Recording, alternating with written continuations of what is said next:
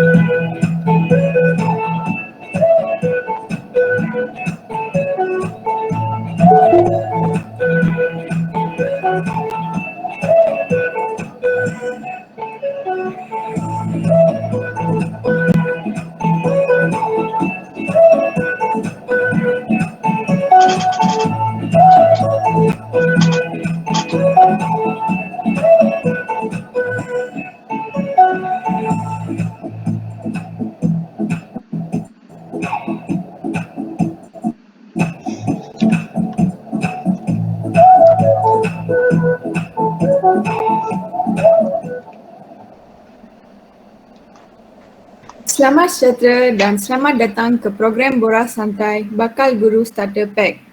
Saya, Hashmi Subramaniam, selaku MC program ini mengucapkan terima kasih kerana daftar dan menyertai kami pada hari ini. Kita mempunyai 2 sesi pada malam ini.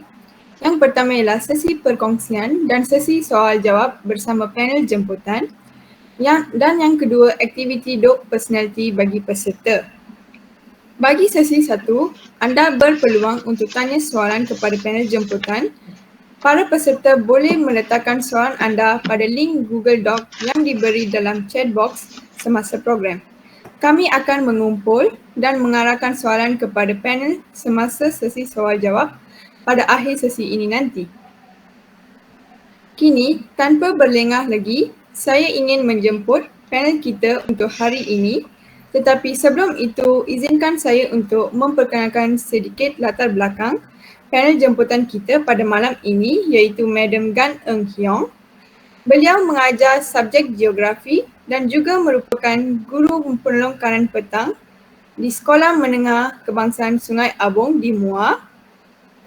Sekarang saya ingin menjemput Madam Gan untuk menceritakan lagi sedikit latar belakang beliau sebelum kita bermula. Silakan. Okay, terima kasih kepada saudari Hashmi kan. Okay. Saya ceritakan latar belakang saya sedikit. Okay. Saya Madam Gan, saya berasal dari Melaka dan saya pernah mengajar di 3 buah sekolah lah, dan sekolah yang masih mengajar merupakan sekolah yang ketiga. Okay, saya mengajar di SMK Sungai Abong, Muar, dan saya telah mengajar selama 27 tahun. Major dalam geografi, minor dalam perakaunan dan perdagangan. Okay. Saya tamat pengajian dari USM, iaitu dalam khusus sastra dengan pendidikan program E. Okay, itulah latar belakang yang saya boleh kongsikan, dan saya memang minat mengajar. Hati saya memanglah mengajar, itulah saya rasa cita-cita dalam kehidupan saya sejak saya masih kecil lagi. Okay, terima kasih. Baik, terima kasih atas perkenalan Madam Gan sebentar tadi. Jadi sekarang kami ada beberapa soalan untuk Madam Gan. Saya bermula dengan soalan pertama. Bagaimana cikgu mengatasi stres atau tekanan semasa menjalankan PDP? Tekanan, okey, baik. Semasa PDP, saya sebenarnya kurang menghadapi tekanan kerana saya jenis individu ataupun guru yang amat minat mengajar.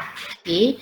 Tetapi jika kita lihat dari segi stres lah, tekanan dalam PDPC, saya rasa kemungkinan tekanan tu daripada pelajar, iaitu pelajar yang tidak mahu bekerja sama, ataupun tekanan daripada pelajar yang selalu tidak hadir ke sekolah, yang akan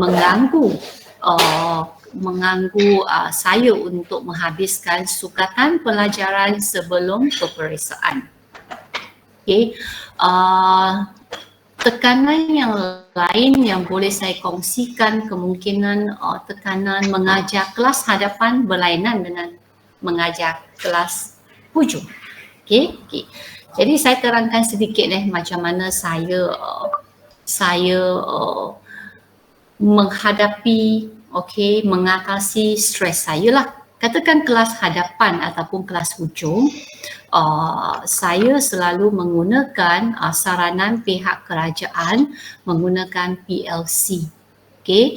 PLC tu, apakah masuk PLC? Professional Learning Community ataupun Community Pembelajaran Profesional, yang mengandungi pelbagai cara okey, yang bermaksud kolaborasi antara individu guru dengan pihak yang lain, khasnya dengan guru-guru di sekolah. Okey, contoh katakan saya menghadapi masalah untuk menyediakan masalah saya yang saya risau pelajar kelas hujung tidak faham. Jadi saya akan mengambil video. Mengambil video semasa saya mengajar dan saya menggunakan PLC video kritik. Jadi video yang saya rakamkan tu saya akan berbincang dalam panitia geografi saya, dan saya cuba mendapatkan bimbingan, nasihat daripada rakan-rakan panitia geografi saya. Itu salah satu caranya. Yang kedua, saya akan berpakat dengan panitia geografi untuk menggunakan cara learning walk. Learning walk saya banyak jalankan semasa saya menjadi ketua bidang sains kemasyarakatan, di mana saya selalu menyusun jadual pergerakan learning walk dari kelas ke kelas bersama-sama dengan rakan-rakan guru geografi ataupun rakan-rakan guru panitia yang lain bawah GKMP ataupun ketua bidang sains kemasyarakatan. Jadi learning walk tu kami akan berjalan dari kelas ke kelas dan kami akan berfokus satu aspek untuk kami pelajari daripada guru-guru yang mengajar di dalam kelas. Hasil daripada PLC Learning Walk, kami banyak dapatan yang kami peroleh dan kami banyak duduk bersama berbincang kelemahan, kekuatan, dan saya percaya sekiranya kami ataupun setiap guru banyak berbincang, berkongsi pengalaman, sudah pasti setiap guru ataupun saya sendiri dapat mengurangkan stres semasa saya mengajar di dalam kelas. Saya rasa satu lagi mengurangkan stres saya perlu tunjukkan kepada pelajar saya sayang kepada mereka. Sekiranya mereka dapat merasai bahawa kita guru sayang kepada pelajar, mereka dapat merasai dari hati ke hati, mereka akan sentiasa bekerja sama dengan saya. Jadi cara untuk menunjukkan bahawa saya menyayangi pelajar, saya mengambil berat pelajar, saya selalu berjumpa secara individu. Katakan saya minta 2 pelajar ke bilik guru saya, kerana saya menjadi ketua bidang dan saya mempunyai bilik yang khas lah, termasuk saya menjadi GPK petang, saya mempunyai bilik yang khas. Jadi pelajar banyak bersemuka dengan saya bertanya latar belakang, apa khabar mereka. Jika saya mendapati mereka selalu mempunyai mood yang tidak baik, saya bertanya apakah punca mereka kurang gembira, dan cuba menghayati emosi mereka pada hari tersebut, dan mereka dapat merasai yang saya sayang pada mereka. Dan pelajar yang bermasalah, yang kurang bekerja sama dalam kelas tu sudah pasti akan lebih bekerja sama dan membuatkan PDP saya berjalan dengan lebih lancar. Sekian. Baik, terima kasih atas perkongsian tadi. Soalan kedua, apakah pengalaman yang paling mencabar pernah cikgu alami sepanjang tempoh cikgu bertugas? Baik, paling mencabar pada pendapat saya sebenarnya ada beberapa yang paling saya kaitkan dengan yang paling mencabar pada masa saya muda, saya mengajar tahun kedua. Maksudnya apabila saya bertukar ke sekolah yang kedua, saya major geografi, minor perdagangan perakaunan, tetapi saya diminta mengajar mata pelajaran bahasa Inggeris. Memang satu perubahan yang mendadak. Alasan yang diberi oleh pengetua kerana saya boleh berbahasa dalam BI dan juga sekolah tersebut menghadapi masalah kekurangan guru BI. Jadi saya terpaksa belajar BI dengan pelbagai cara terpaksa menerima jadual waktu baru. Saya rasa itu sesuatu yang amat mencabar bagi saya lah. Masa tu saya masih muda lagi, tahun kedua mengajar lah. Yang kedua saya rasa paling mencabar, saya menjadi JU KSSM. JU iaitu jurulatih utama KSSM yang baru saja dimulakan pada tahun 2017. Saya menjadi jurulatih utama KSSM bagi buku teks tingkatan 1 yang bermaksud saya perlu melatih guru-guru daerah saya supaya mereka mahir dengan SKP dan juga mahir dengan isi kandungan buku teks tingkatan 1 supaya setiap yang dihantar untuk dapat ilmu yang sepatutnya dalam tugas masing-masing di mereka. Saya rasa itu yang mencabar bagi satu pentaksir masa itu tahun 2017 ya, 2018 KSSM baru dilaksanakan dan pelaksanaan tu saya rasa mungkin pelajar ini saya rasa maksudnya sesuatu yang amat baru dengan pengenalan yang oleh pihak kerajaan yang kurang jelas sehingga kami terumbang-ambing untuk memahami KSSM serta menjadi pentaksir geografi PT3. Sedangkan kami mempunyai sumber yang terhad dan kami terpaksa berbincang dengan pentaksir negeri lain untuk menimba ilmu supaya kami dapat menjadi pentaksir geografi yang berilmu adil kepada semua sekolah. Sekian. Baik, soalan seterusnya. Adakah cikgu pernah menghadapi rakan sekerja yang tidak berkooperasi dengan baik? Jika ya, bagaimana cikgu mengatasi masalah tersebut? Baik, saya bersyukurlah sebenarnya. Cik Hashwini kan, saya bersyukur saya tidak menghadapi masalah yang banyak dengan guru yang tidak bekerjasama. Semasa saya menjadi guru lah selama 10 tahun, saya boleh dikatakan tidak menghadapi sebarang masalah kerana setiap guru yang bersama-sama saya, sama ada bawah panitia, saya rasa sentiasa bekerjasama dengan saya. Tetapi apabila saya menjadi ketua bidang, 10 tahun selepas saya mengajar, saya sebagai ketua bidang banyak panitia bawah saya, panitia sejarah, geografi, pendidikan moral, pendidikan Islam, dan 2 lagi yang lain. Saya menghadapi sedikit masalah apabila saya membahagikan tugas-tugas kepada guru-guru. Jadi ada guru tu tidak dapat melaksanakan tugas kerana masalah kesihatan. Masalah kesihatan dan kadang-kadang tugas tu terpaksa diambil alih oleh guru yang lain.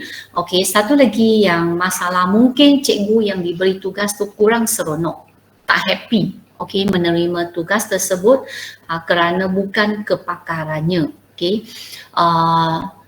Cara yang saya atasi ialah saya cuba berbincang dengan guru, saya membimbing guru tersebut menjalankan tugas yang diberikan kerana saya perlu menjadi pemikir strategik kepada guru-guru bawah saya. Maksud saya harus menjadi pemikir strategik, membimbing guru yang diberi tugas yang baru. Kerana dalam satu jawatan kuasa, contohlah katakan jawatan kuasa sambutan Hari Kebangsaan yang memang dijalankan bawah Ketua Bidang Sains Kemasyarakatan. Terdapat pelbagai program yang berlainan pada setiap tahun. Jadi guru yang bawah panitia saya sentiasa akan mendapat tugas baru yang tidak pernah diterima. Jadi kadang-kadang mereka terperanjat dengan jawatan yang diterima. Jadi saya terpaksalah slow talk, membimbing, maksudnya banyak berbincang, bermesyuarat untuk memastikan cikgu-cikgu dapat menjalankan tugas dengan baik, dengan gembira dan objektif program akan tercapai. Sekian. Baik. Sebelum teruskan dengan soalan berikut, para peserta diingatkan untuk mengisi link Q&A yang ada dalam chat box sekiranya mempunyai apa-apa soalan untuk panel jemputan kita, Madam Gan. Okey, baik. Soalan seterusnya, bagaimana cikgu dapat mengawal kelas yang di dalamnya terdapat pelbagai jenis murid? Contohnya yang berbeza dari segi pemahaman atau kemahiran. Yang ini maksudnya pelajar yang mempunyai perbezaan aras, okey, dalam kelas-kelas yang tertentu lah. Okey, saya rasa dalam kelas-kelas yang tertentu, walaupun kelas dalam tingkatan telah dibahagikan kepada aras yang berbeza, tetapi di dalam satu kelas, okey, sememangnya masih ada perbezaan aras ataupun pemahaman kemahiran yang berbeza. Jadi sebenarnya kami juga mengikut bimbingan yang diberikan oleh KPM, iaitu menggunakan PAK 21. Unsur PAK 21. Apakah maksud PAK 21? Pembelajaran abad yang ke-21 yang bermaksud RPH, lesson plan yang kami tulis tu sepatutnya ada 3 aras. Contoh katakan dalam satu kelas, dalam RPH ada aras yang tinggi, aras yang sederhana, aras yang rendah. Jadi aras tinggi bermaksud permintaan cikgu kepada pelajar yang punya aras tinggi. Contoh katakan pelajar itu dapat katakan saya bagi cerita tentang aspek yang tahap pemahaman yang paling rendah lah, contohnya pemahaman. Jadi saya kata pelajar dapat menyenaraikan 10 daripada 10 isi daripada perbincangan. Contohnya aras rendah, mungkin kumpulan aras rendah kami akan menetapkan pelajar dapat menyenaraikan 5 daripada 10 topik ataupun isi kandungan tertentu. Jadi dalam refleksi juga kami membahagikan kepada 3. Jadi 3 aras. Jadi aras tu maksudnya akan lebih spesifik dan saya rasa lebih adil kepada pelajar yang berlainan aras. Selain itu kami menggunakan cara round table. Round table maksudnya susunan meja PAK 21. PAK 21 round table PAK 21, pelajar duduk dalam, katakan dalam satu kelas biasa kami membahagikan tempat duduk 5 kumpulan. 5 kumpulan, round table 5 kumpulan. Jadi kumpulan 1 ialah aras yang tinggi, pelajar yang cemerlang. Kumpulan kedua juga cemerlang. Mungkin kumpulan yang keempat, yang kelima ialah pelajar yang aras rendah. Walaupun dalam kelas pertama. Jadi apabila kami memberikan soalan, katakan soalan geografi, AC. Jadi pelajar kumpulan 1 dan kedua, itu kami menggunakan, saya menggunakan round table, akan memberikan soalan yang lebih tahap sukarlah untuk dibincangkan dan dibentangkan. Jadi pelajar yang aras rendah dalam kelas tersebut akan diberi soalan yang lebih mudah, dan mereka bincang untuk bentangkan. Jadi itu cara pengajaran yang boleh diterima oleh setiap aras pelajar dan mereka tidak akan terasa macam diabaikan dan mereka seronok belajar. Akhirnya saya rasa objektif akan tercapai lah. Sekiranya kita menggunakan teknik abad ke-21 dengan pelbagai, sebenarnya banyak cara yang boleh digunakan untuk mengajar pelajar yang mempunyai kemahiran ataupun aras yang berbeza. Satunya kita guna round table. Yang kedua kita boleh guna cara gallery walk. Gallery walk maksudnya kita bagi pelajar yang berlainan soalan mengikut tahap masing-masing. Lepas tu mereka present, mereka tampal dekat papan putih, papan hitam, dan pelajar akan bergerak dari satu kumpulan ke satu kumpulan dan mereka akan present, menerangkan okey, apa yang telah mereka belajar. Saya rasa itu seronok jugalah. Kita boleh gunakan cara ketiga, role play, hot seat dan sebagainya. Okey, jadi saya rasa yang PDPC berpusatkan murid. Berpusatkan murid sangat penting dan kita tidak harus menggunakan PDPC berpusatkan guru yang guru hanya menggunakan talk and chalk. Saya rasa memang tidak boleh lagi diguna pakailah pada era yang era terkini. Okey, sekian untuk perkongsian soalan ini. Terima kasih atas perkongsian. Soalan yang kelima, pada pendapat cikgu, apakah persiapan yang wajar dilakukan oleh bakal guru sebelum menghadapi alam pekerjaan? Baik, saya rasa itu soalan yang baik saudari, soalan yang baik. Saya ingin berkongsilah dengan saudari berkaitan persiapan yang wajar dilakukan. Semasa saya mula mengajar, saya rasa saya tidak kurang mendapat pendedahan ataupun idea-idea bimbingan guru yang sebelum ini berkaitan persiapan.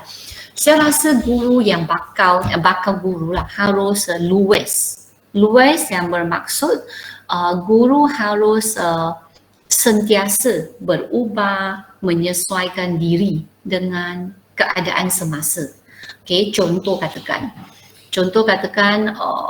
guru contohkan yang kumpulan TESOL, yang option dalam BI, berkemungkinan besar akan diminta mengajar subjek selain daripada BI. Contoh katakan terpaksa mengajar sejarah, terpaksa mengajar ekonomi. Jadi saya rasa cikgu harus luas dan mengikut keadaan semasa, menerima sesuatu arahan dengan hati yang terbuka oleh pihak sekolah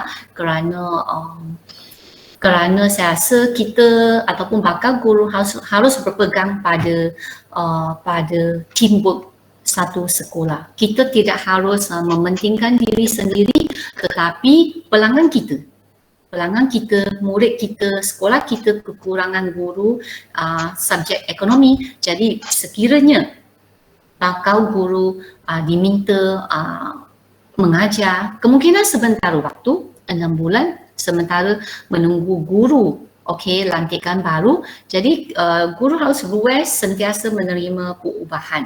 Satu lagi saya rasa guru harus luas ialah kemungkinan guru yang baru akan menerima posting lah ke tempat yang jauh, negeri yang jauh, kemungkinan besar akan ke kawasan pedalaman. Jadi bakal guru harus terima dengan hati yang terbuka lah saya rasa. Yang kedua saya rasa teamwork. Saya rasa graduan UPSI juga selalu ditekankan teamwork kerana teamwork makes the dream work lah. Itu saya percaya pada itu. Jadi belajar teamwork. Tetapi teamwork dalam sekolah berlainan dengan mahasiswa-mahasiswi. Kerana teamwork sekolah tu bergantung kepada bilangan guru jugalah. Kalau guru di sekolah saya mempunyai lebih kurang 110 guru. Jadi teamwork daripada guru yang pelbagai kemahiran tu sangat penting untuk program yang tertentu. Yang ketiga, saya rasa guru harus ada nilai penyayang. Kita harus sayang pelajar kita. Tak kira latar belakang macam mana, pelajar yang lemah, pelajar yang cemerlang, saya rasa kita harus ada satu dalam hati kita sayang pelajar. Kita sayang pelajar, pelajar akan merasai kasih sayang kita kepada pelajar dan saya rasa kasih sayang yang kita kongsikan dengan pelajar tu, pelajar akan merasai dan pelajar akan ingat sampai bila-bila. Contoh saya tempoh hari saya keluarlah ke pekan beli makanan untuk minuman teh kerana rumah ada tetamu lah. Jadi saya terperanjat kerana penjual makanan kuih muih itu merupakan bekas pelajar saya. Saya tak ingat pelajar tersebut, tapi pelajar ingat saya. Cikgu ingat tak cikgu? Cikgu dulu yang selalu cikgu yang masa dulu tu selalu denda saya. Jadi saya rasa, cikgu selalu denda saya peluk pokok. Saya pun tahu dari sekolah mana. Kenapa? Kerana saya rasa saya tidak suka marah pelajar. Okay, saya tidak suka meninggikan suara. Dan contoh katakan saya ingin membuatkan pengajaran saya seronok. Okay. Kebetulan di luar kelas tu ada sebatang pokok. Okay. Jadi sekiranya pelajar tersebut tidak mau menghafal, saya pernah mengajar perdagangan sebenarnya, tidak mau menghafal fakta-fakta perdagangan kerana kerana peperiksaan SPM tidak lama lagi. Jadi saya paksa pelajar tersebut peluk pokok. Jadi apabila pelajar peluk pokok di luar kelas pelajar lain akan ketawa. Jadi saya gunakan cara untuk mereka rasa segan untuk belajar. Tidak pernah rutan. Jadi akhirnya pelajar tu kata, cikgu yang selalu suruh saya peluk pokok tu akhirnya saya lulus cikgu. Saya dapat A kan cikgu. Jadi maksudnya apa yang kita buat, okay, pelajar akan merasai dan pelajar akan ingat kita selama-lamanya. Okay. Dan saya rasa yang berikutnya, bakal guru lah. Bakal guru harus sentiasa suka dengan data. Suka dengan data bermaksud menggunakan data dengan agresif.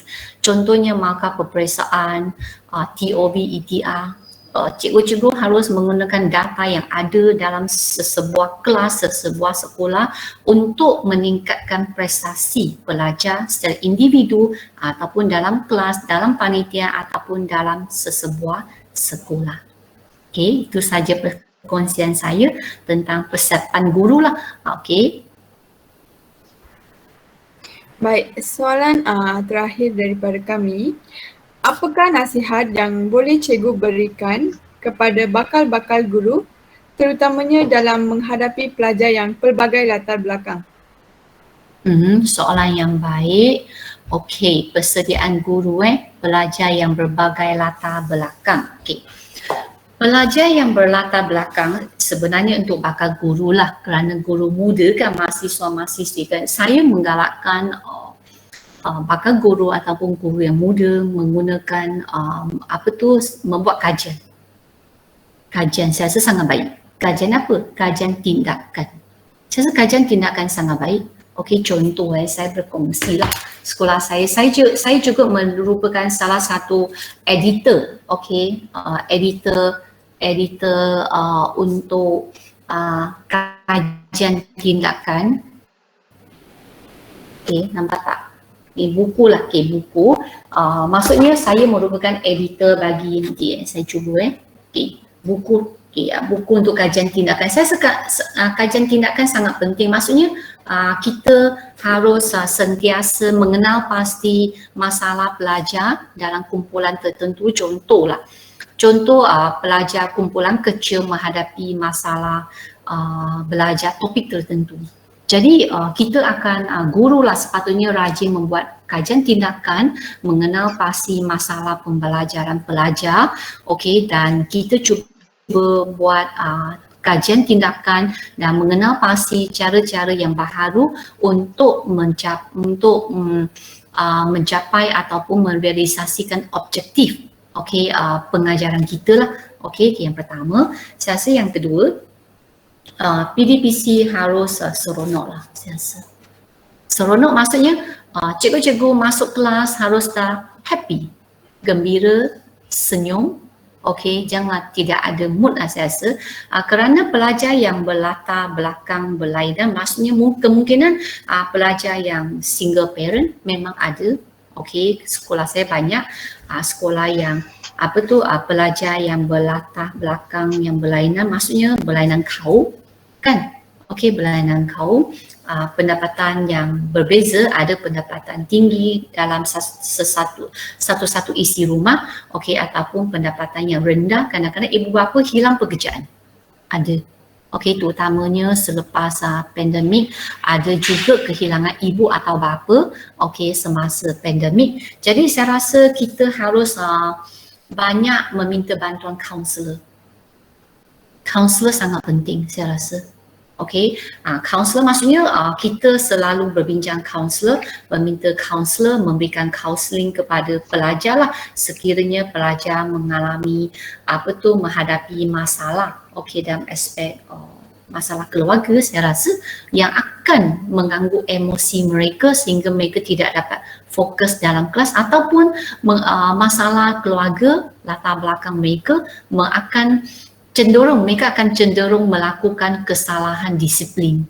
Jadi kadang-kadang pelajar melakukan kesalahan disiplin, kita harus kaji kenapa pelajar tersebut buat begitu.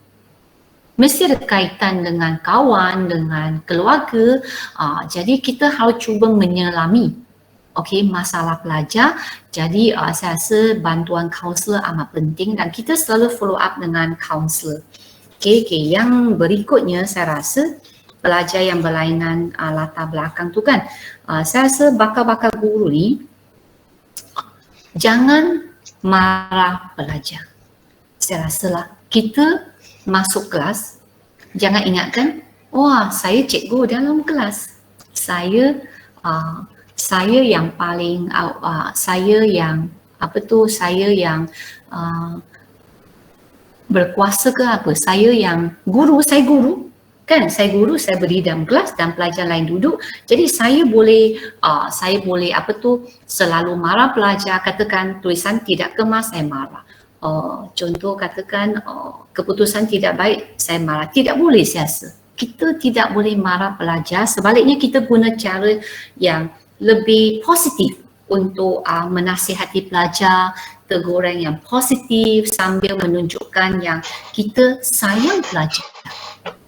Saya rasa sangat-sangat penting, terutamanya pelajar yang single parent ataupun pelajar yang tinggal dengan datuk nenek, kerana saya mengajar di MUA, sebilangan pelajar ibu bapanya bekerja di Singapura. Jadi anak-anak tu tinggal bersama penjaga ataupun tinggal bersama datuk dan nenek. Jadi saya mendapati mereka kurang mendapat kasih sayang. Jadi kita harus menunjukkan bahawa kita sayang mereka, dan saya selalu menggunakan sentuhan fizikal kepada pelajar. Sentuhan fizikal bermaksud saya cuba menyentuh bahagian bahu pelajar. Try your best, it's okay, tak apa, cuba lagi. Ada masalah tak jumpa cikgu kan? Saya selalu menggunakan sentuhan, jadi mereka akan merasai sentuhan kasih sayang guru dalam hati mereka. Saya rasa sangat penting lah. Jadi guru sepatutnya tidak boleh terlalu kedekut dengan sentuhan yang akan dirasai dalam hati naluri pelajar, saya rasa. Mereka kurang perhatian ibu bapa, saya rasa, bukan semua, tetapi sebilangan pelajar. Jadi kita harus menunjukkan kita sayang, yang saya dah sebut banyak kali, kita sayang, kita tak boleh marah. Don't ever scold the student in the class. Saya rasa jika kita marah pelajar, tidak akan hormat kita. Jadi saya menjadi guru ada prinsip, saya tidak akan marah pelajar, sebaliknya saya banyak memotivasi pelajar, mengajar pelajar mengawal emosi remaja mereka, sentiasa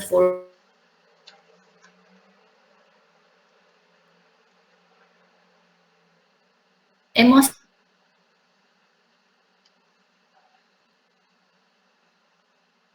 maka guru mengambil berat tentang pelajar yang kita bukan asyik mengutamakan akademik, prestasi akademik, tidak boleh. Kita jangan abaikan pelajar yang lemah, tetapi jangan lupa mereka ada kelebihan kepakaran yang tersendiri yang ada pada mereka yang mungkin tidak dapat dicongkil di dalam sekolah. Tetapi sudah pasti melalui dasar PPPM, Pelan Pembangunan Pendidikan Malaysia, saya mendapati pelan ini sangat baik dan memang ada banyak peluang pelajar dicongkil bakat, dengan menggunakan dasar Pelan Pembangunan Pendidikan Malaysia yang terkini lah, yang masih berjalan hingga tahun 2025. Jadi saya rasa itu saja yang saya boleh kongsikan berkaitan dengan pelajar yang pelbagai latar belakang. Okay, dan pelajar yang bangsa lain lah. Contoh dalam sekolah saya, pelajar India, minoriti, tidak lebih 10 orang. Okay, sedangkan bilangan pelajar sekolah saya 1,400 orang. Jadi kita harus jangan lupa pelajar yang minoriti 10 orang, kami harus ada contoh katakan sambutan Hari Deepavali, kami ada beri peluang kepada mereka membuat membuat persembahan, kami menyediakan duit raya kepada setiap individu pelajar, kami mengadakan lawatan cakna, itu melawat rumah pelajar yang golongan minoriti. Okey, yang dikatakan di sinilah pelbagai latar belakang. Okey, jadi kami maksudnya bakal guru tidak harus abaikan golongan minoriti jugalah, okey, dan pelajar yang lemah dalam pelajaran. Thank you. Ribuan terima kasih kepada Madam Gan Eun Hyong atas sesi perkongsian bersama kami tadi. Saya berharap peserta mendapat banyak maklumat yang berguna untuk menjadi bakal guru yang cemerlang dari sesi perkongsian tadi. Jadi sekarang kita akan lihat soalan daripada para peserta untuk panel jemputan. Jadi soalan pertama, bagaimanakah cikgu dapat menyesuaikan diri di pelbagai sekolah yang mempunyai budaya berbeza? Okey, baik. Terima kasih. Bagaimana saya menyesuaikan diri, okey, dekat 3 buah sekolah lah yang mempunyai latar belakang yang berbeza. Betul, saya rasa sekolah pertama saya SMK Sagil yang kawasan sekolah tu dekat dengan Ladang, okey, Ladang, dan sekolah tu mempunyai banyak pelajar kaum India. Okay.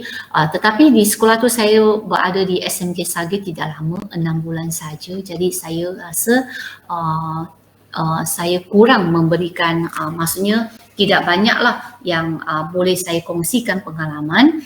Tetapi pengalaman sekolah yang kedua, SMK Danganum, yang mempunyai latar belakang pelajar Melayu yang majoriti, pelajar Cina saya rasa lebih kurang ataupun lebih kurang 10%. Okay. Sekolah yang ketiga saya sekarang, pelajar Cina lebih kurang hampir 50%. Okay. Dan juga pelajar Melayu lebih kurang 50%. Okay. Manakala pelajar India amat sedikitlah, lebih kurang 10. Jadi cara saya menyesuaikan diri di sekolah barulah di MUA sekarang amat jauh berbeza. Saya tukar ke sekolah baru ke MUA apabila sekolah tu baru dibuka. Dibuka maksudnya sekolah tu langsung tak ada apa-apa. Tak ada buku peraturan. Okey, memang banyak bilik khas, mural tidak disediakan.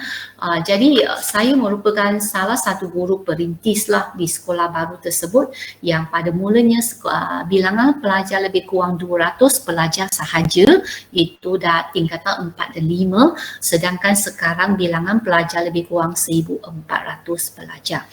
Jadi saya menyesuaikan diri dalam pelbagai kaum yang bermaksud sekolah lebih mengutamakan bahasa Melayu di sekolah SMK Danganum yang masih dalam bahasa Melayu. Komunikasi bahasa Melayu di samping bahasa Inggeris saya rasa tak ada masalah. Tetapi apabila saya tukar sekolah ke SMK Sungai Abung di MUA, saya menghadapi masalah. Masalah apa? Pelajar Cina, okey, kurang fasih dalam BM. Mereka suka bercakap bahasa Cina dengan saya. Okey, sedangkan saya rasa sebagai guru saya tidak mengajar bahasa Cina dan saya tetap dengan prinsip saya 100% in Malay, 100% in English. Itu saja saya layan. Jadi pelajar pada mulanya, contohlah pelajar tingkatan 1, 2, 3, mereka langsung tidak mahir dalam BM. Tidak tahu, saya cakap mereka tak faham. Saya cakap mereka tidak faham. Tetapi apabila soalan yang sama berulanglah, soalan sama saya tanya, okey, setiap hari saya tanya soalan yang sama gunakan BM, akhirnya mereka mahir. Mereka faham soalan yang saya nak tanya. Okey, katakan dalam subjek mata pelajaran geografi kan. Okey, jadi saya guna soalan yang sama, saya ulang. Jadi akhirnya mereka faham. Jadi maksudnya cabaran saya dekat sekolah baru ialah banyak pelajar yang Cina lah yang sememangnya lemah dalam bahasa Melayu.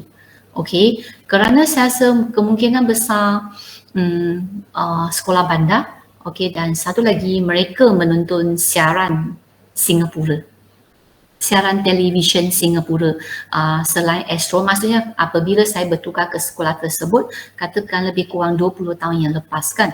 Jadi pada masa itu hanya ada kebanyakan, majoriti rumah-rumah di Muar, mereka ada siaran Singapura, area yang sangat panjang atas bumbung. Jadi mereka menonton siaran ataupun media menggunakan bahasa Cina, jadi mereka lebih terdedah kepada bahasa Cina berbanding bahasa Melayu. Mereka tidak menonton TV3 ataupun siaran yang lain. Itu cabaran dalam aspek penguasaan bahasa Melayu pelajar saya semasa saya mengajar geografi ataupun subjek sejarah. Saya pernah mengajar sejarah juga. Baik. Soalan kedua, apakah bahan pengajaran yang boleh digunakan untuk menarik perhatian murid, memberikan cadangan atau pendapat semasa PDP berlangsung jika murid-murid di kelas itu merupakan murid-murid yang pasif? Murid, okey, terima kasih. Okey, murid-murid yang pasif okay. Pengalaman saya lah. Jangan lupa murid-murid yang pasif ialah kelas pertama. Itu realitinya. Itulah realitinya. Saya mengajar sekolah yang kedua yang mempunyai kelas rancangan khas. Okey, 3 kelas rancangan khas kerana sekolah kedua SMK Danganum mempunyai asrama. Okey, jadi saya menghadapi pelajar yang sangat pasif. Pelajar kelas pertama, begitu juga saya mengajar katakan tingkatan 4, saya pernah mengajar sejarah. Okey, kelas pertama mereka sangat pasif. Okey, pelajar kelas pertama.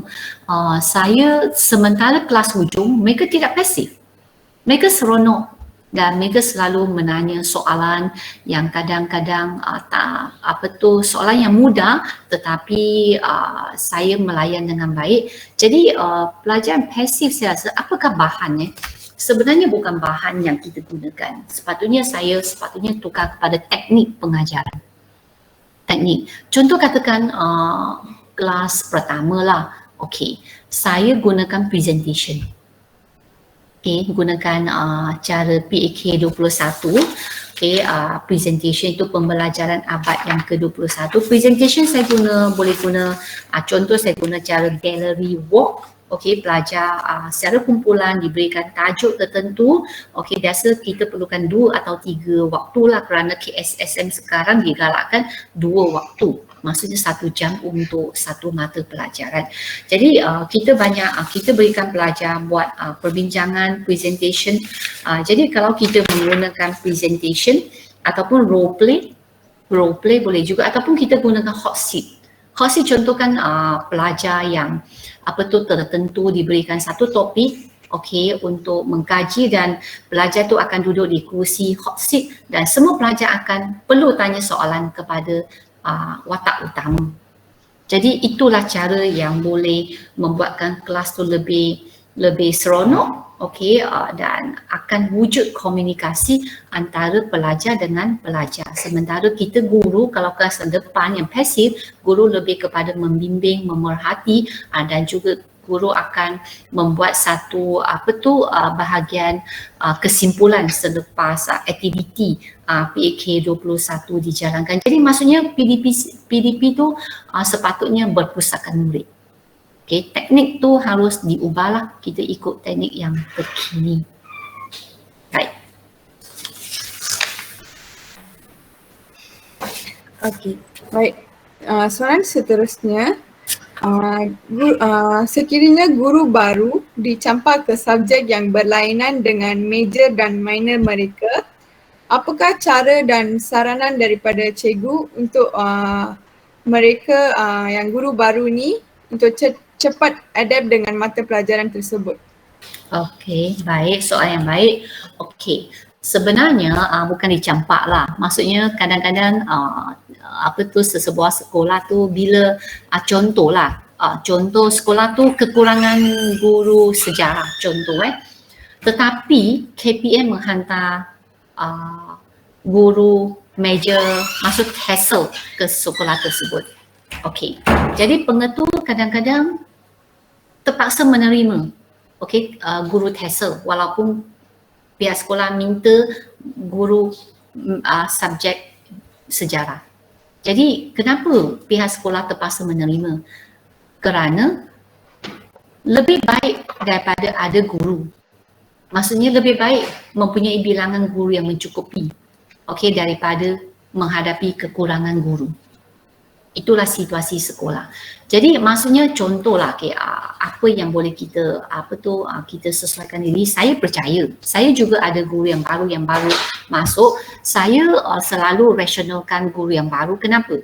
Guru yang baru sepatutnya baru saja tamat sekolah persekolahan, ilmu yang ada tu berkaitan contoh katakan sukatan tingkatan 4, tingkatan 5 masih fresh dalam otak. Okey, dan juga saya rasa guru baru harus akan dibimbing oleh panitia. Biasa dalam sekolah tu akan ada mentor dan mentee. Guru yang baru contoh TESOL, yang dihantar ke sesebuah sekolah tu kan kita akan wujudkan satu jawatan kuasa mentor mentee. Mentor maksudnya guru yang berpengalaman membimbing guru yang kurang berpengalaman dan mesyuarat perbincangan sentiasa diadakan dari istilah PLC lah. Lebih PLC secara komunitas lebih akan membantu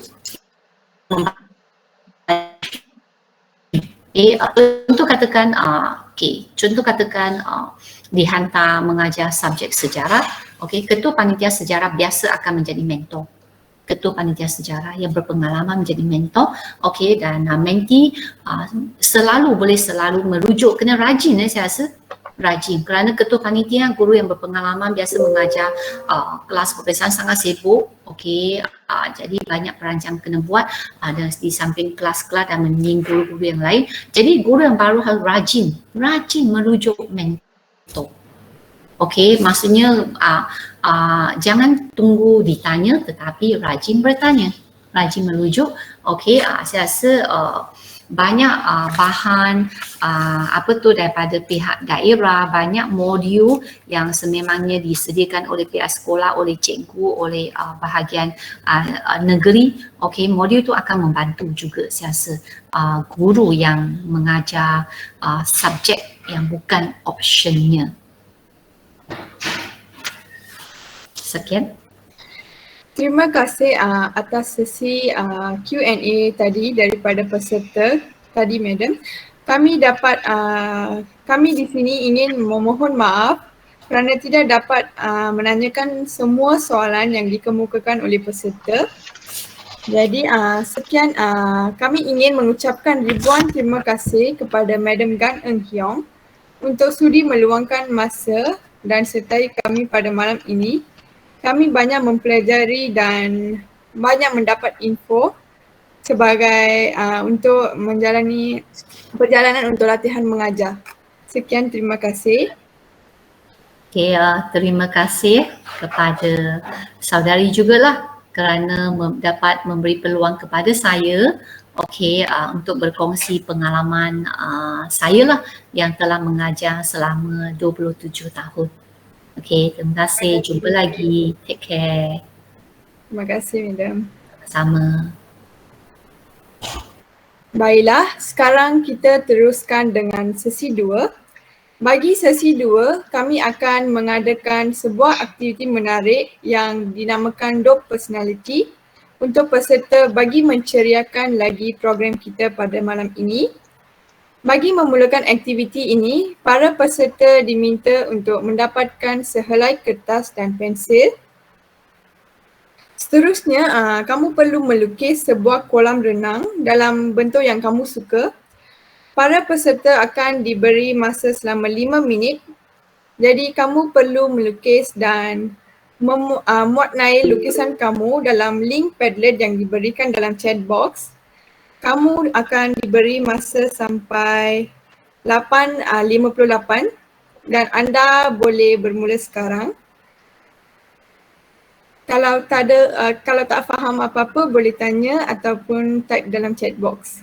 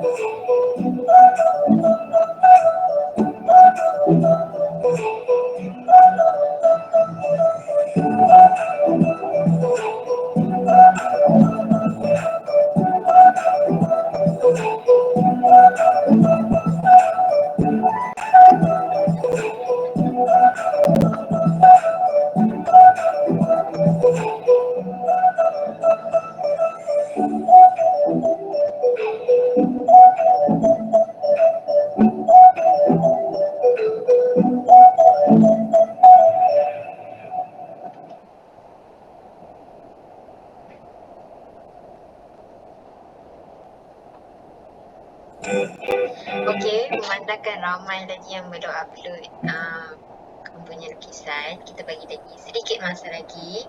Okey, just simple-simple, tak payah lukis dia punya background sangat ke.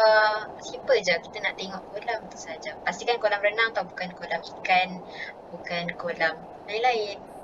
Terima kasih.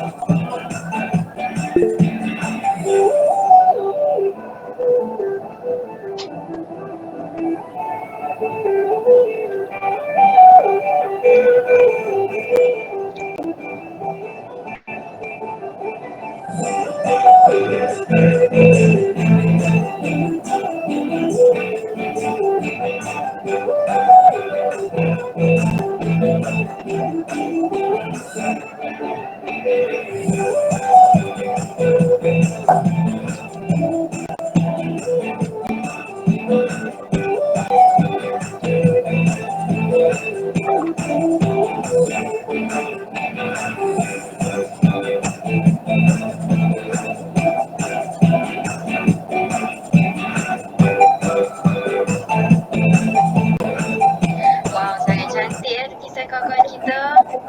Okey, masih lagi ada masa untuk yang tengah lukis, untuk submit. Teruskan.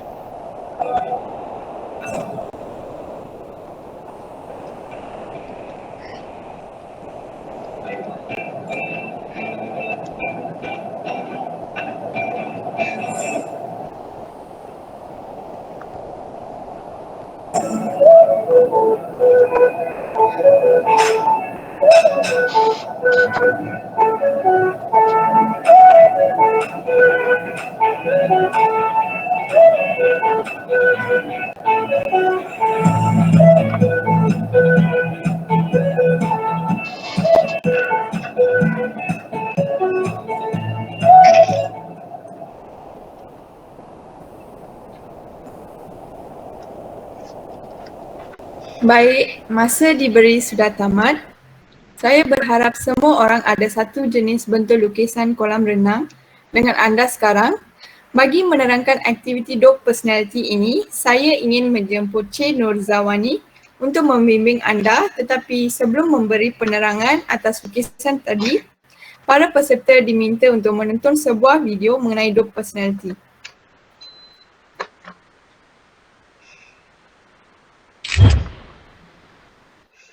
Want to know your personality traits? Every time you call on me, I drop what I do.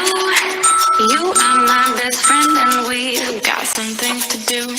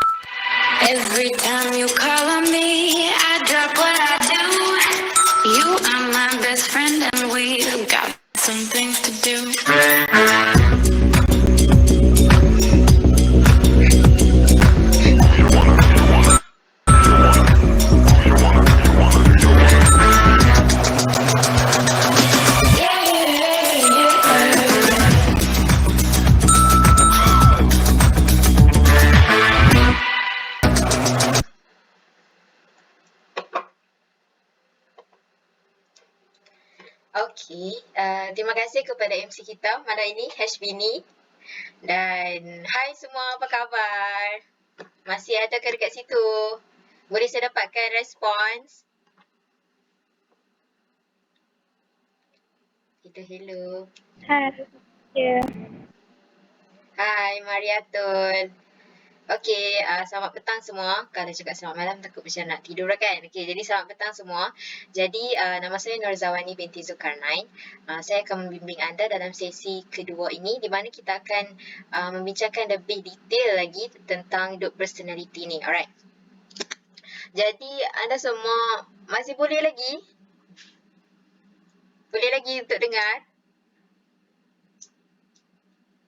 Boleh? Ada. Ada. Okey, alhamdulillah Kadri, terima kasih atas respon. Nurul Alisfa masih boleh? Yes, please, boleh? Okey, terima kasih. Okey, jadi apa itu dot personality? Okey, jadi dot personality ini dicipta oleh seorang doktor iaitu Richard M. Stevenson. Jadi dot personality ini mewakili personality seseorang berdasarkan 4 jenis burung yang kita dah tengok kan daripada video tadi. Saya harap semua memberi perhatian yang penuh. Jadi dekat situ kita dapat tahu sedikit lah tentang apa dot ni kan. Jadi dove tu apa ciri-ciri dia, owl, burung hantu kan, peacock dan juga eagle. Okey, tak apa, saya akan explainkan dengan lebih detail. Okey, jadi dot personality ni ataupun personality lah kan. Sekejap, nervous. Okey, dia terbahagi kepada 4 lah. Jadi setiap manusia ni ada salah satu ciri yang dominan dalam diri mereka. Sama ada mereka seorang yang dove ataupun owl ataupun peacock ataupun eagle.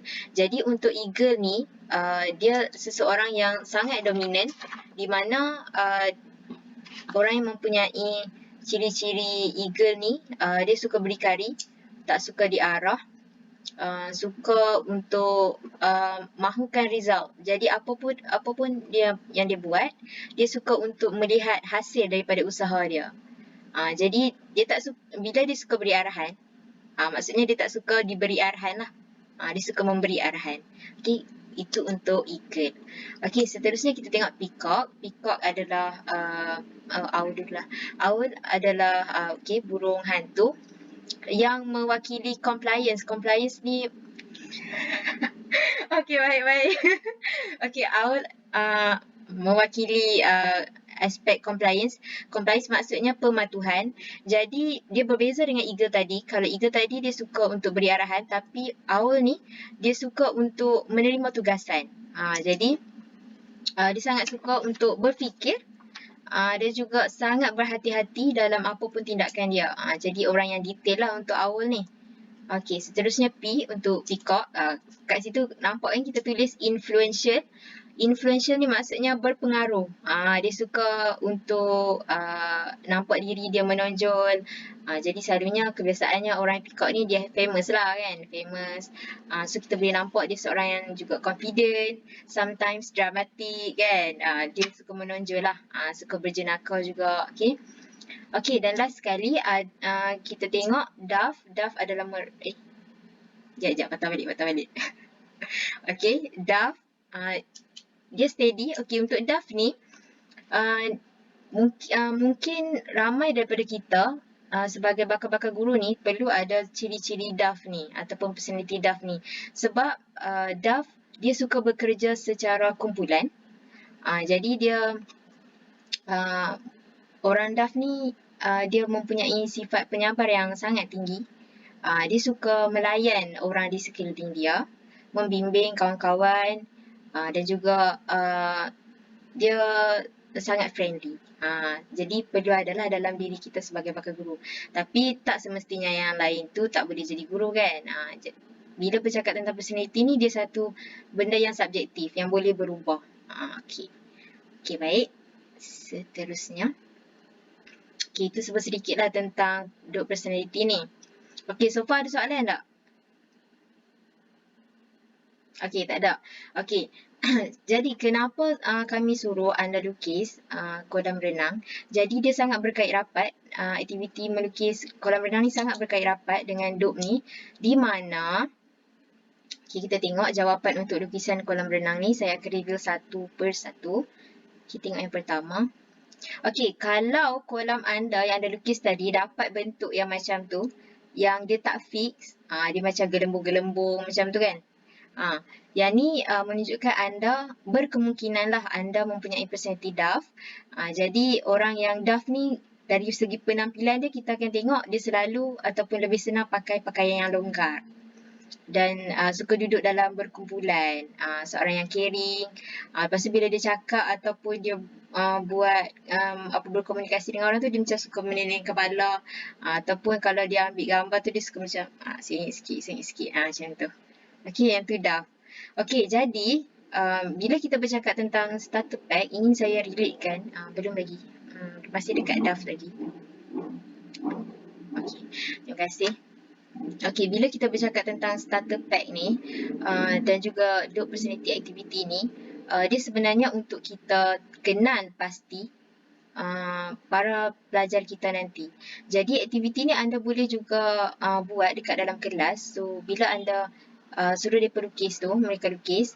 So dapat saja result ni, kita boleh tengoklah sedikit tentang dominan dia yang mana satu. Jadi dari situ lebih senanglah kita untuk mengendalikan mereka punya personality. Nak deal dengan personality mereka yang berbeza kan.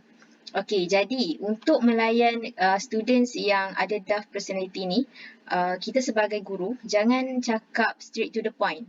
Kita tak boleh bagi arahan yang secara terus. Orang macam ni dia macam takut sikit, dia terkejut. Macam tu.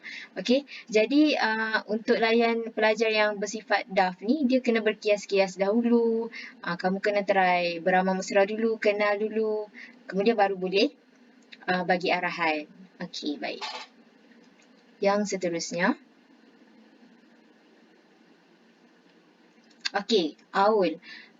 Sesiapa yang lukis kolam yang berbentuk 3D, tak kisahlah apa-apa bentuk, asalkan dia 3D, macam tu kan, segitiga dimensi tu, dia insyaAllah ataupun berkemungkinan besar dia adalah Aul.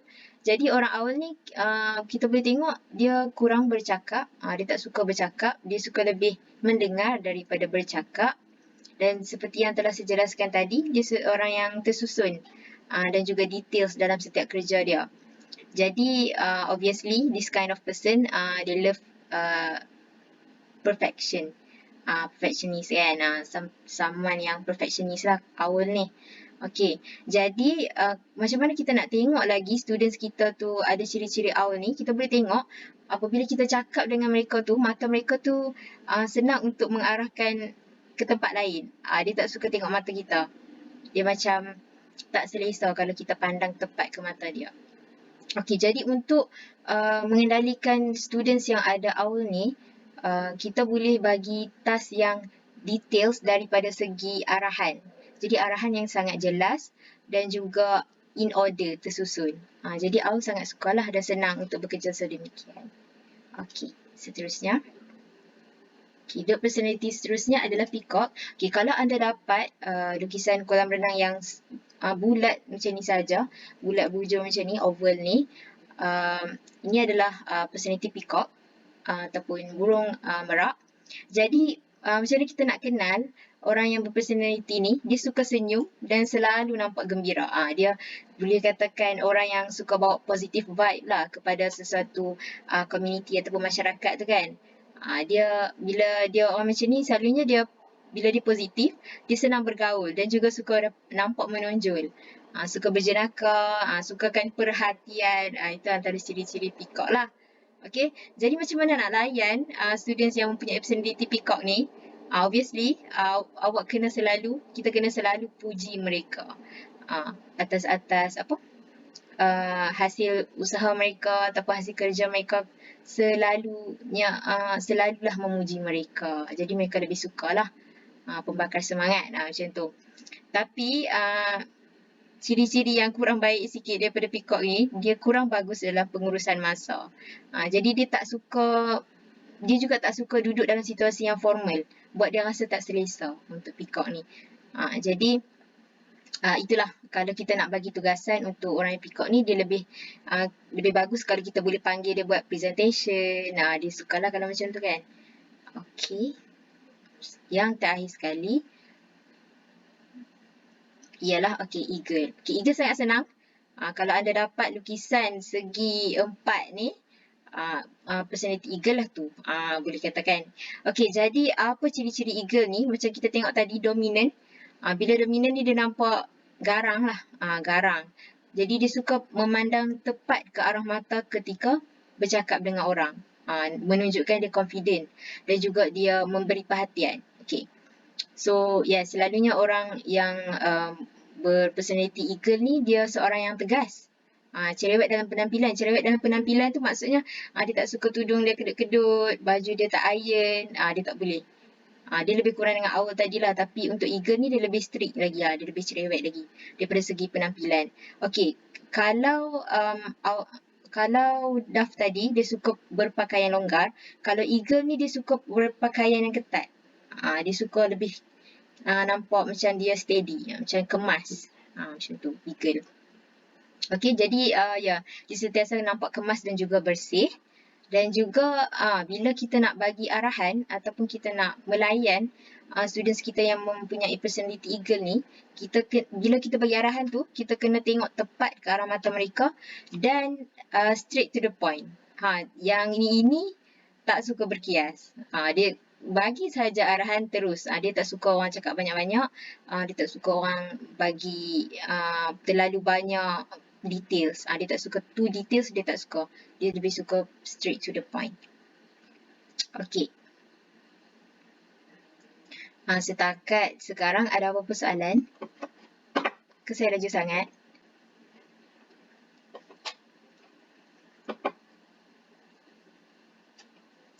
Okey, boleh?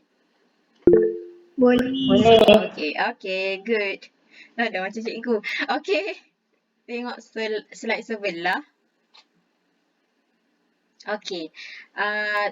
Memandangkan saya pun telah explain tadi tentang bentuk-bentuk dan juga jenis personality yang berkait rapat dengan jenis-jenis burung tadi. Sekarang kita nak tengoklah kita punya kawan-kawan yang dah lukis tadi. Nak tanya juga kan pendapat mereka. Okey. Dia. Okey. Okey, boleh tak saya minta someone untuk share dia punya kolam tu dan kaitkan dengan apa yang telah saya bincangkan tadi. Simple pun tak apa. Ada kena ke ataupun ada apa soalan ke? Boleh. Itu bukan siapa tu? Itu bukan lukisan, itu gambar. Tak sempat kot kan. Dekat luar ada mungkin duduk kereta kan. So ambil gambar daripada Cik Google. Tak apa, it's okay. Boleh tak saya dapatkan volunteer yang bernama Anis Carmila? Boleh. Okey, tengok kejap. Okey, Anis. Anis punya ni, dia owl ataupun dia peacock? Sebab dia macam 3D tapi dia juga macam bentuk bulat. Itulah tadi masa saya dengar penerangan Wani pun macam mungkin saya bergabungan kedua-dua tu. Okey. Okey, kalau gabungan tak mustahil. Tapi kita tengok kepada bentuk dia lah kan. Jadi kalau Anis lebih berat yang mana? Daripada burung hantu sebab saya rasa ciri-ciri tu hampir semua lah kenal lah dengan saya tu. Contoh boleh bagi 2 ke 3? Macam kurang bercakap tu, tapi saya suka kepada orang kata apa, ketelitian ataupun keperincian tu kan. Betul. Dan juga kalau bercakap tu saya susah sikit lah nak pandang mata orang. Okey. Menarik. Okey, terima kasih. Yang tu je lah. Okey. Okey, cantik lukisan. Terima kasih. Okey, saya tertarik dengan satu lukisan yang nampak macam sangat-sangat 3D ni. Fatin Sofia ada tak kat sini? Kau dengar tak suara? Dengar? Okey. Okey, saya terangkan berkenaan dengan lukisan saya ni. Apa yang saya dapat lah mungkin dia kena dengan bentuk dia tu mungkin kena dengan daf ni. Okey, kalau tengok dari segi personality daf ni, dia salah satunya yang kena dengan saya berpakaian longgar. Saya memang jenis suka berpakaian longgar lah. Yang tu satu. Lagi apa lupa dah. Dia suka duduk secara kumpulan, bekerja dalam kumpulan, friendly, perawat. Betul lah tu. Betul.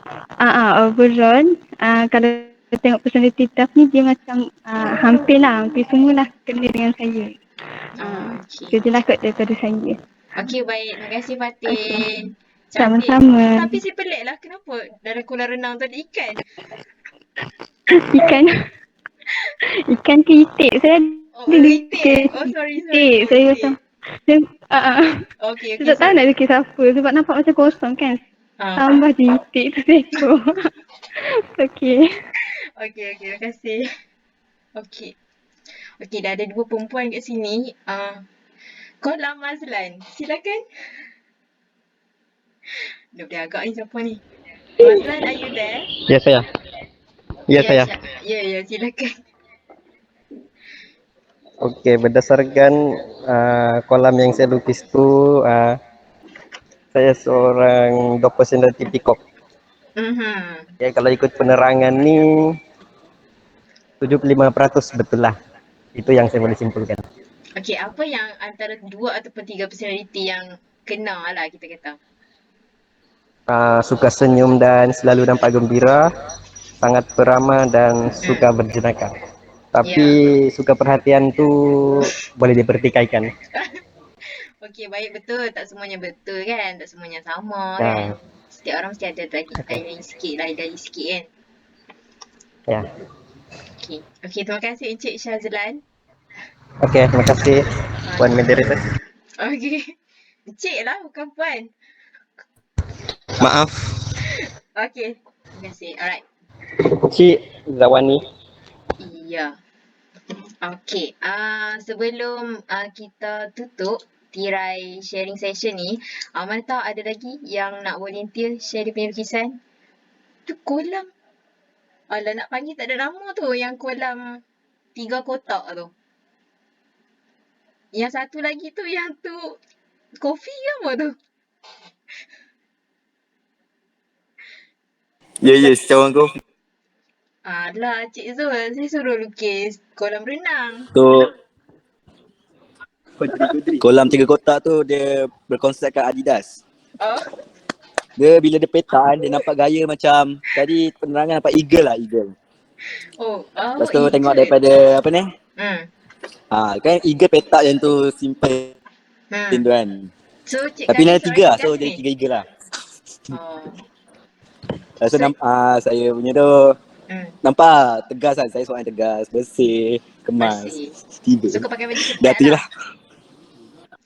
Tu tak lah. Tu tak lah. Okay, faham? Kurang sikit. Okey, baik. Terima kasih Encik Kadri. Lukisan yang sangat menarik. Siap ada tumbuh-tumbuhan lagi kat situ kan. Okey, dengan itu selesailah sharing session kita untuk lukisan kolam ni. Okey, jadi sebagai rumusan untuk malam ni, untuk sesi kedua, adalah penting untuk kita mengenali personality bakal-bakal pelajar kita. Kita sebagai bakal guru kan, nanti nak jumpa dengan bakal-bakal pelajar kita yang tak tahulah daripada mana-mana kan. Jadi penting untuk kita tahu sebab untuk masuk mengajar tu bukan sekadar untuk sampaikan silibus, tapi perlu juga ada relationship with our student kan. Jadi untuk dapatkan pengajaran yang berkesan tu mestilah ada 2 relationship gitu. Okey. Jadi saya boleh suggestkan untuk kita yang bakal pergi ke latihan mengajar 1 ni untuk buat aktiviti ni on the very first day of our LM1.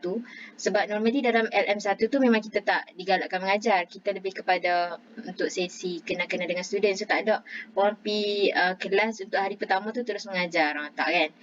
Selalunya memang kita akan build relationship with our students first. So aktiviti ni boleh kita terapkan, dan bila dah buat tu kita boleh kutip and then kita note kan, take note. So kalau dia eagle, bila kita buat aktiviti kumpulan, kita boleh assign yang orang yang student kita yang mempunyai personality eagle ni sebagai ketua. Yang awal tadi maybe boleh tengok daripada segi sebabkan dia detail, dia boleh juga jaga penjaga masa kan, untuk HOTS kan, untuk berfikiran aras tinggi, dan juga untuk DAF ni untuk pekerja-pekerja yang bagus kan, saling membantu rakan. Dan juga peacock ni penting sebagai presenter. Tak semua suka untuk present dekat depan. Macam tu. Okey. Jadi nak tanya Cik Zawani personality apa? Okey, bagus soalan tu. Terima kasih atas soalan tu. Saya boleh cakap saya ni kadang-kadang ada juga eagle, kadang-kadang ada juga owl, kadang-kadang ada juga dove, kadang-kadang ada juga peacock. Peacock ada ke? Tak kot. Terima kasih lah ya ni, sebab saya lupa juga nak highlight kan, yang personality kita ni berubah-ubah, dan sebab kita boleh develop benda tu mengikut situasi. So kalau situasi malam ni saya kenalah jadi macam peacock sikit. Untuk bila saya buat assignment, saya develop untuk jadi eagle ataupun dove. Macam tu lah. Boleh faham? Boleh? Saya menjawabkan soalan tu, Encik Syazlan. Jadi kita tak ada fixed personality. Dia boleh berubah mengikut situasi. Benda tu ada dalam diri kita sendirilah at last. Yes. Okay, jadi terima kasih banyak-banyak atas contribution. Sangat aktif peserta kita malam ni. Terima kasih sangat-sangat. Cuma kita berpandai. Yes, beradaptasi mengikut situasi. That's true. Okay, kalau tak ada apa-apa lagi soalan, terima kasih lagi sekali. Dan yang baik itu datang daripada Allah. Yang banyak kekurangan tu, yang kekurangan tu memang banyak daripada saya tadi kan. Okay, saya paskan semula kepada MC Hash. Terima kasih semua. Terima kasih Cik Nur Zawani. Saya berharap para peserta dapat menemui personaliti anda melalui aktiviti dop kita tadi. Sebelum kita bersurai, kita akan adakan sesi bergambar sekarang. Jadi peserta diminta untuk membuka kamera. AJK berkenan silakan mengambil gambar. Okey, mari semua orang buka kamera digalakkan. Kita akan ambil gambar.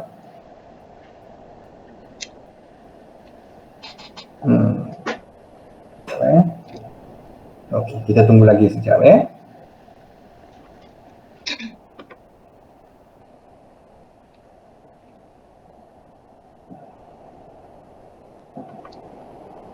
Mari semua boleh buka kamera. Okey, tak apa. Okay, so yang first one formal sikit. Okay, so 1, 2, 3 senyum. Okay, yang kedua freestyle. So 1, 2, 3 senyum.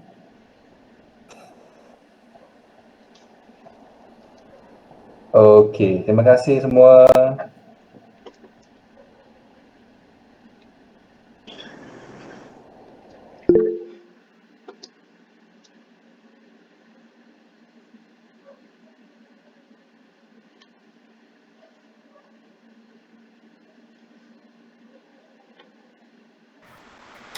Jadi itu sahaja untuk hari ini daripada kami. Kami menghargai anda menyertai program kami pada malam ini. Kami juga ingin mengucapkan terima kasih kepada semua peserta dan mohon maaf jika mempunyai sebarang kekurangan daripada pihak kami. Peringatan untuk para peserta bagi mengisi link kehadiran dalam chat box Untuk mendapatkan e-sijil, link hanya akan dibuka bagi 15 minit. Dengan ini kita bersurai. Sekian, terima kasih. Bye semua, terima kasih. See you when I see you. Terima kasih. Bye Anis.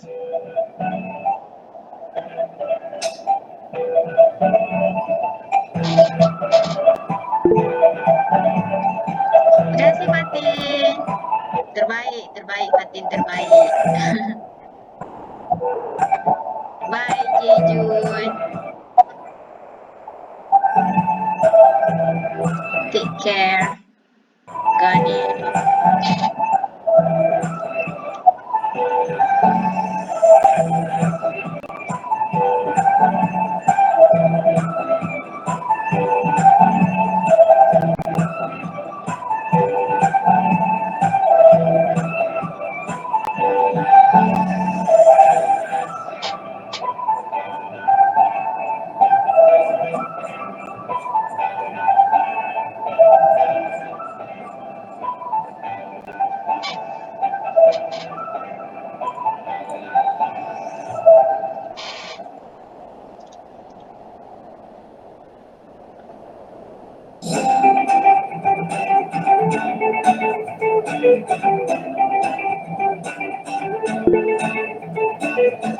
Bye Encik Syazlan.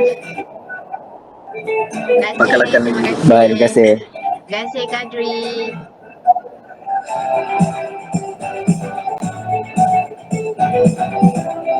Ya Encik.